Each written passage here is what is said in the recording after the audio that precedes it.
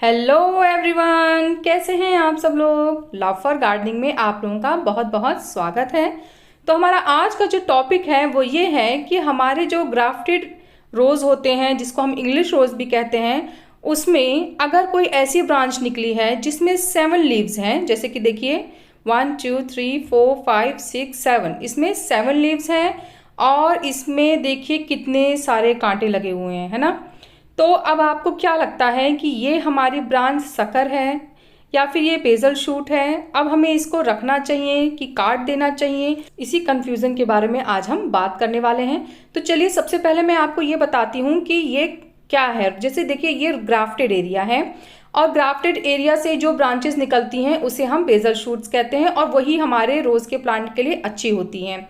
तो grafted area क्या होता है, चलिए पहले इसके बारे में बात कर लेते हैं। तो जैसे कि आप लोग जानते हैं कि इंडिया का क्लाइमेट थोड़ा गर्म होता है और ये जो इंग्लिश रोज़ होता है इसको थोड़ा सा ठंडा माहौल पसंद होता है। तो हम अपने इंडिया में इसको ग्रो करने के लिए, इंग्लिश रोज़ को ग्रो करने के लिए क्या करते हैं, जो देसी रोज़ की स्टेम होती है उसी पे इंग्लिश रोज़ का ग्राफ्ट करते हैं। तो वही हमारा ग्राफ्टेड एरिया होता है। तो जो उस ग्राफ्टेड एरिया से जो ब्रांचेस निकलती हैं उसी ब्रांचेस में अच्छे से फ्लावर आते हैं और उसी की ही ब्रांच हमारी हेल्दी होती है। अब देखिए जैसे कि ये मेरा देसी रोज का प्लांट है और इसमें देखिए ज़मीन मतलब मिट्टी के नीचे से इसमें से ग्रोथ आ रही है और ये बेसल शूट है और चाहे ये शक्कर है, आप इसे कुछ भी कह सकते हैं क्योंकि ये देसी रोज के प्लांट से निकल रही है। तो इसमें बहुत अच्छे से फ्लावरिंग हो रही है, जैसे कि आप देख ही सकते हैं। तो देसी रोज में ग्राफ्टेड एरिया का कोई चक्कर नहीं होता है, उसमें कहीं से भी कोई भी ब्रांच निकलती है उसमें फ्लावर आते ही आते हैं। लेकिन जो हमारा इंग्लिश रोज होता है उसमें सिर्फ ग्राफ्टेड एरिया से ही जो ब्रांच निकलती है उसी में फ्लावर आते हैं, नहीं तो फिर नहीं आएंगे। सिर्फ ब्रांच निकलेंगी, लीव्स आएंगी, कांटे निकलेंगे पर कोई फ्लावर नहीं आएगा। अब आप देखिए, अब जैसे देखिए इसमें भी 7 लीव्स है, जबकि ये बेसल शूट नहीं है, ये एक ब्रांच है जो बेसल शूट से निकली हुई है देखिए, और फिर ये उसके में से निकली हुई एक दूसरी ब्रांच है। तो उसके बाद भी इसमें देखिए 7 लीव्स निकले हुए हैं और 7 लीव्स के साथ साथ कांटे भी इसमें हैं। और ऊपर अभी चलिए मैं आपको दिखाती हूँ, इसमें कली भी आई हुई है। चलिए देखिए, ये देखिए ग्रोथ इसकी कितनी अच्छे से हो रही है और देखिए उसमें कली आई हुई है। तो इसका मतलब ये हमारी एक अच्छी हेल्दी ब्रांच है। तो ये जो 7 लीव्स का एक हवा सा उड़ा हुआ है कि अगर 7 लीव है तो इसका मतलब ये शक्कर है, तो आप इस गलत फहमी में बिल्कुल मत रहिएगा। हर 7 लीव्स का ब्रांच शक्कर नहीं होता है। शक्कर क्या होता है, कहाँ से निकलता है, चलिए अभी मैं उसको भी आपको बता देती हूँ। देखिए कितने अच्छे से इसकी फ्लावरिंग भी हो रही है, इसमें लीव्स भी निकली है, इसमें कांटे भी हैं। तो ये कहीं से भी शक्कर नहीं है।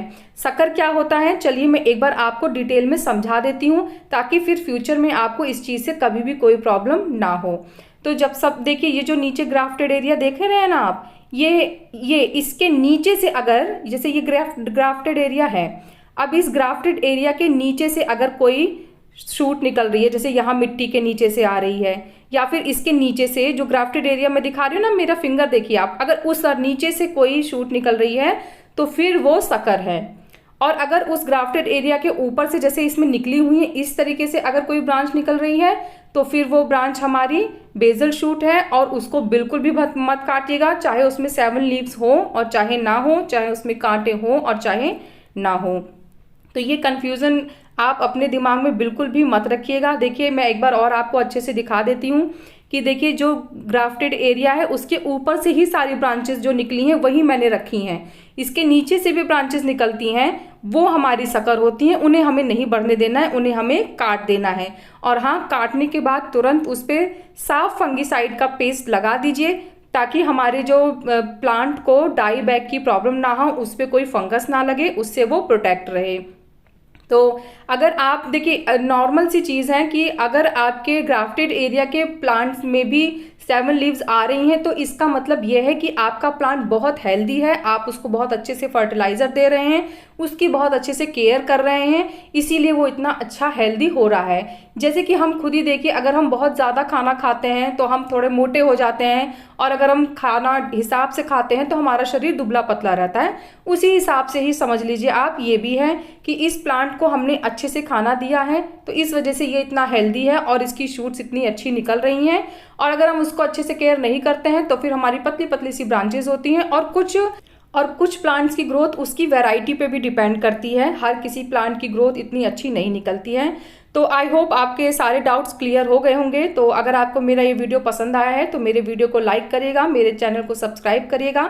मिलते हैं फिर नेक्स्ट वीडियो में, तब तक के लिए बाय, टेक केयर।